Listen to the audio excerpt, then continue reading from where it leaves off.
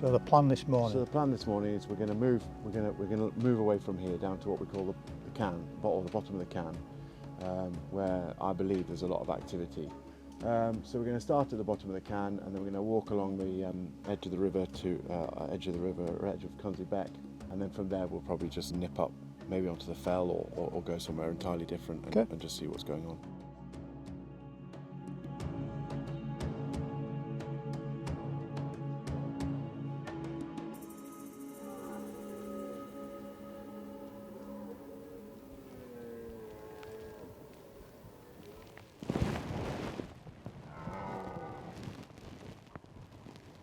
Holding it in and out under them trees, isn't it?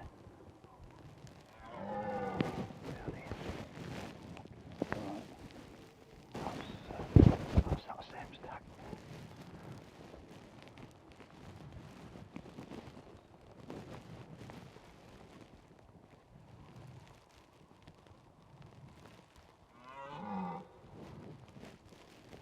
Yeah, he's wary. What? He's wary. He's obviously wary. He knows there's another one about, so... No, I'm not, because I'm shit at roaring.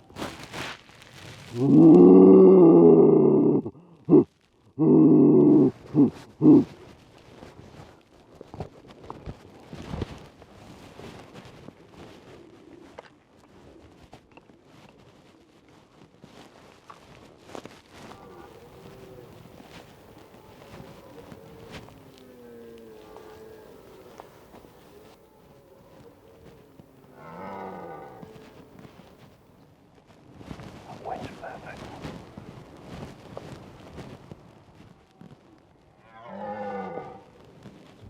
Oh yeah. That's that stack again there. Same stack.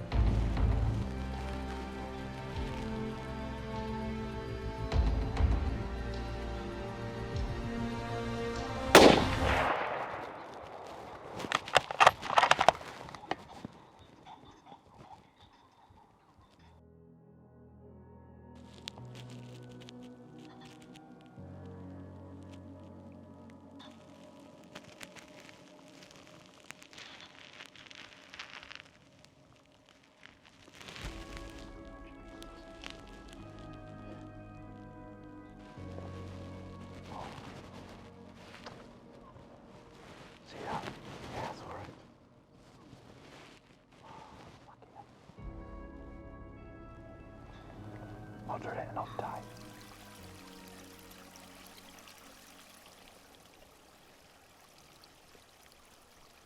I mean, everything about that felt 100%. What do you think? Do you think we ought to go on? We'll go and have a look here.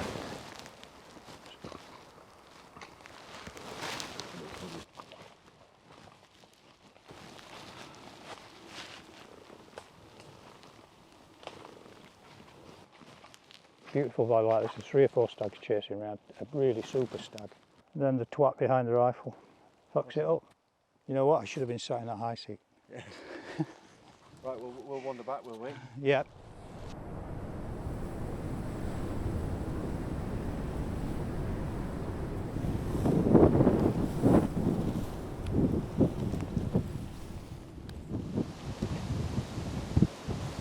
Thank you very much for this morning.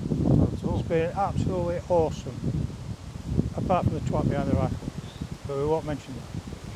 Just interested really, just a bit of the background about the estate. I mean, it's a beautiful place, a lot of these native woodlands and that. I mean, it looks, obviously there's a lot of management and thought going into kind of try and keep it the way it is that the case? Yeah, that's right. My father's, brought this estate on to where it is now, and I think my brother's now just taking it on the next step, and he's wanting to encourage, kind of, I don't know if de-Victorianisation is the right way to describe it, but sort of, putting the curves back in the rivers. In rivers. turning it back how it once perhaps was before the Victorians came in and started commercial, you know, agriculture. I've seen a bit about that recently. I wasn't aware of that, and it makes infinite sense because you're just basically letting nature do what nature does. Nature creates and protects floodplains by Oxbow Lake kind of effect.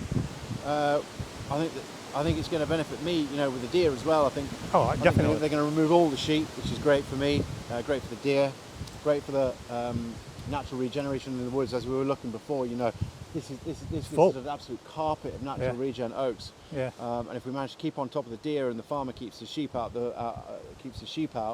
then you know, hopefully they will get away. Certainly in areas of where windblown trees, we're leaving the crowns of the trees actually now windblown. See that. Yeah. To try and encourage. But again, nature's way. Yeah. Be interesting. I mean, we're talking about coming back in the winter to do some hinds with you, hopefully. Be interesting just to see towards the end of the winter what that still looks like. Whether that's been hammered or whether it is still. I mean, some of it wants taken out because again, that's nature's way. Yep.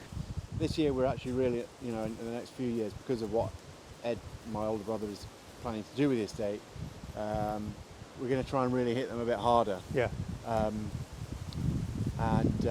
Just like I say, just take the pressure off the woodlands. Just to allow that natural regeneration, just to get the balance right. But then again, if the sheep are being taken off and that's his plan, then there's going to be less pressure on the field, so the deer might Yeah. spend a bit more time in the fields and Yeah, give with a the problem. less pressure. Well, we've seen kind of evidence of that this morning, where you traditional rutting ground, where the deer weren't, the sheep were, and when they get the area where the sheep weren't, the deer were. It's Exactly. pretty obvious because they don't like that wash, that smell. And sheep eat everything anyway. Yeah. So yeah, interesting. Good. Yeah. Well, it's been a privilege. It's a lovely place, and I look forward to coming back and practice my shooting. Definitely, no. We'll look forward to having you back. That seems like a good plan. Absolutely. Thank you very much for the morning. Not at all. Cheers. Thank you. Glad you enjoyed it. So in view of the Muppet sitting here, we thought we'd better put another package on hand, so hopefully you can actually see that I can do occasionally hit things that I'm shooting at. Yeah, this morning we're out early, beautiful morning. It's been frosty, it's quite a late frost, and we've got the Argo cat with us. What I want to do is there's a high seat the far end of this track, which is not in a good position. It's got a bit overgrown now, it's been there a while. We've got a nice vantage of a valley down below us, so we're actually going to move it and put it there, so reset that, but we're coming early like we normally do.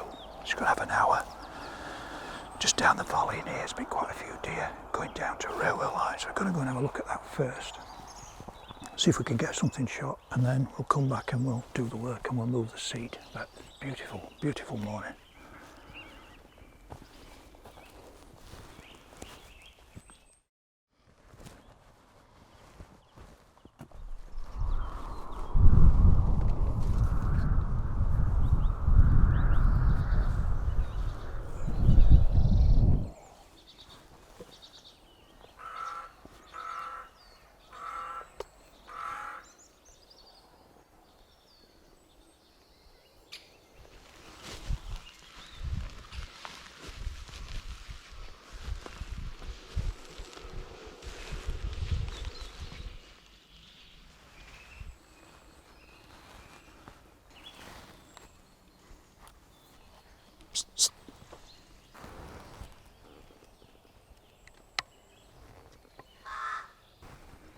Hey!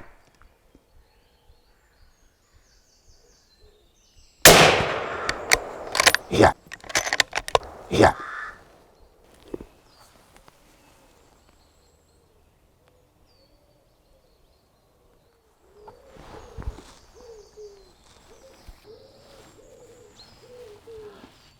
Okay, you see what happened there.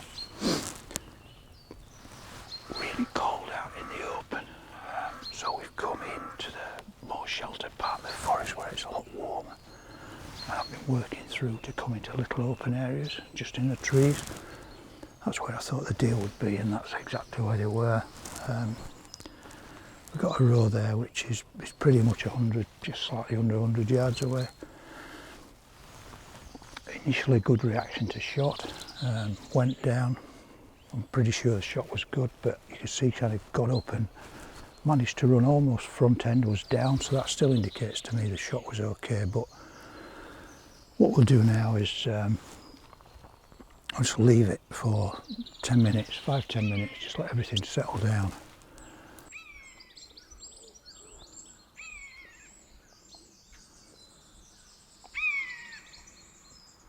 Initially just check the shot site, see what evidence there is there, and then from that I can make a reasonable assessment of the situation. But I'm pretty sure the deer should be not got far, maybe just to the edge of the tree line, just through these trees. There's some hawthorn here, then it kind of goes into a bit of a ride, then it's quite thick underneath. Might have made the edge of the tree line. But one of these situations where you never actually know till you get down there and find out. But always wait, don't be too eager to rush straight in, just let everything settle down. Okay, you see the initial point of contact, strike if you like. Massive blood loss, ran forward,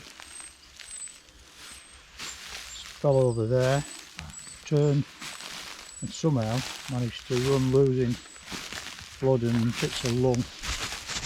And a little bit of few splashes here.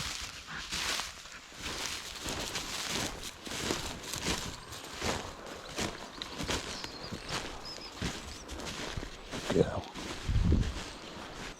Okay, Dad, good girl. Good girl.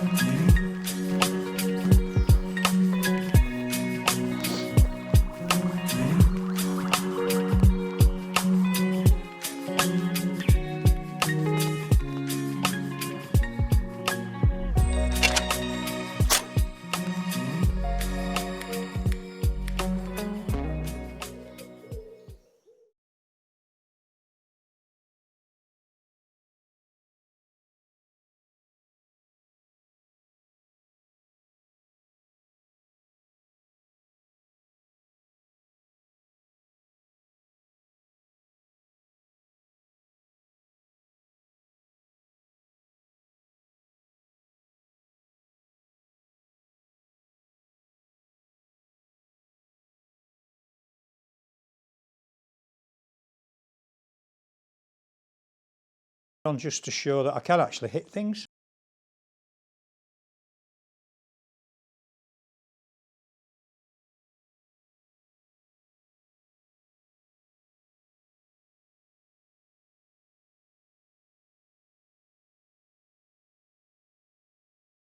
John, just to show that I can actually hit things.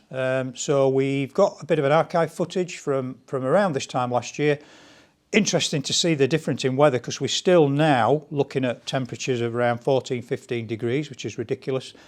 Same time last year when I was filming this row package at home, you'll see the frost on the ground. We were in a -5, -6 I think, which I much prefer for this time of year, to get the deer kind of moving around.